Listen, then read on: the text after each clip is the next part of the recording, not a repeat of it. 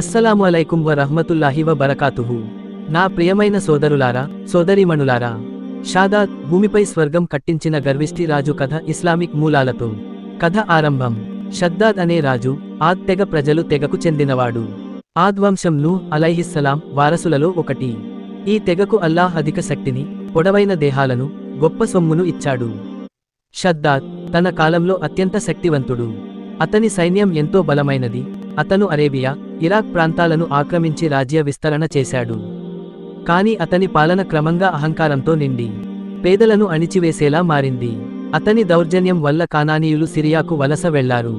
హూద్ అలైహిస్సలాం దావత్. ఈ అపవిత్ర జీవన విధానాన్ని మారుస్తూ అల్లాహ్ తన ప్రవక్త హూద్ అలైహిస్సలాం ను ఆద్ తెగకు పంపాడు. హూద్ అలైహిస్సలాం వారిని అల్లాహ్ను పూజించమని, విగ్రహారాధనను విడిచిపెట్టి ఒక్కడైన దేవుణ్ణే నమస్కరించమని దావత్ ఇచ్చారు.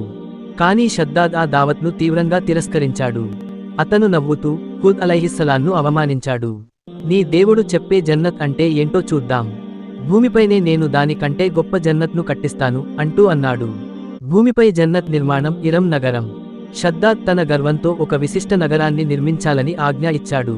ఈ నగరం పేరు ఇరం, స్తంభాలతో కూడిన ఇరం నగరం. ఈ నగరాన్ని బంగారం, వెండి, విలువైన రత్నాలతో అలంకరించారు. రాళ్లు పూలంత మృదువుగా ఉండేలా చేశారంట.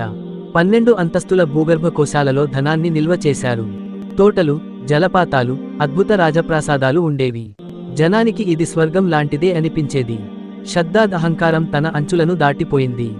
ఇంతటి పాపాల మధ్య ఉన్న హూద్ అలైహిస్సలాం ఇంకా ప్రజలను దారికి తేయాలని ప్రయత్నించాడు. అల్లాహ్ హెచ్చరించు, కాని ఓపికకు కూడా ఒక హద్దు ఉంటుంది. హూద్ అలైహిస్సలాంకు అల్లాహ్ సమాచారం ఇచ్చాడు. ఓ హూద్, ఈ ప్రజలు ఇక మారబోరు, నా శిక్ష సమీపించి వచ్చింది. నగరం తలుపు వద్ద షాదాద్కు అంతం. ఒకరోజు షాదాద్ తన స్వయం నిర్మించిన నగరాన్ని చూసేందుకు వెళ్లాడు. అతను దాని గేటు, తలుపు వద్దకు చేరుకునే సమయంలో ఆకాశం మేఘాలతో కమ్ముకున్నది. దాని గర్జన వినిపించసాగింది. అలాగే అతను నగర తలుపు ముందు నిలబడి ఉండగానే ఒక ప్రబలమైన గాలితుపాను వచ్చి అతన్ని పడగొట్టింది. ఆ నగరాన్ని కూడా ధ్వంసం చేసింది. అతను తన నగర తలుపును కూడా తాకకుండానే అక్కడికే మరణించాడు. అది షద్దాద్ యొక్క ముగింపు. ఖురాన్ వచనం సూరా ఫజర్ 89, 6-14. తొలకరి చూశావా ఆద్ ప్రజలు. స్తంభాల నగరం ఇరం. ఎవ్వరూ ఎప్పుడూ అంతటి నగరం నిర్మించలేదు. వాళ్లు భూమిలో తిరుగుతూ అహంకారం చూపారు. అల్లాహ్ వారి మీద శిక్షను ప్రవేశపెట్టాడు. ఈ కథ ద్వారా మనకు చెప్పదలచిన ముఖ్యమైన నైతిక సందేశాలు ఇవే. 1. గర్వం, అహంకారం నాశనానికి దారి తీస్తుంది. షాదాద్ అహంకారంతో జన్నత్ కు సమానంగా ఒక నగరాన్ని భూమిపై నిర్మించాలని తలంచాడు. అల్లాహ్ను ధిక్కరించి తన అధికారాన్ని పెద్దగా భావించాడు. చివరికి తనే నిర్మించిన నగర తలుపు చేరకముందే అతను మరణించాడు. 2. దైవదౌతులను, ప్రవక్తలను తిరస్కరించడం శిక్షకు కారణమవుతుంది.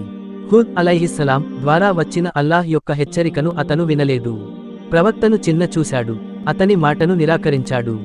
దీనివల్ల శిక్షగా అతడితో పాటు అతని ప్రజలు కూడా నాశనం అయ్యారు. 3. భౌతిక సంపద శాశ్వతం కాదు. ఇరం నగరం బంగారం, వెండి, విలువైన రాళ్లు, తోటలు, భవనాలతో నిండి ఉండేది. కానీ ఒక్క క్షణంలోనే అది పూర్తిగా నాశనం అయిపోయింది. మనిషి సంపదను చూసి గర్వపడకూడదు. అది ఎప్పుడైనా పోవచ్చు. 4. అల్లాహ్ న్యాయవంతుడు, ఓపికగలవాడు కానీ శిక్షించేవాడు కూడా. అల్లాహ్ పాపులకు ఛాన్స్ ఇస్తాడు, మారే అవకాశం ఇస్తాడు. కానీ వారు మారకపోతే శిక్ష తప్పదు. 5. ప్రవక్తల మాటలను గౌరవించాలి. అవి అల్లాహ్ యొక్క సందేశం. హూద్ అలైహిస్సలాం నిరంతరం ప్రజలను మారాలని కోరారు. ప్రవక్తలు మన సంక్షేమం కోసమే వచ్చారు. వారి మాటను పట్టించుకోవాలి. ఇలాంటి మరిన్ని మౌలికమైన ఇస్లామిక్ కథలు తెలుసుకోవాలంటే దయచేసి ఈ కథను షేర్, లైక్ అండ్ ఛానల్ను సబ్స్క్రైబ్ చేయండి. మీ మిత్రులకు పంపండి. ఒక్క కథ ద్వారా జీవితం మారొచ్చు.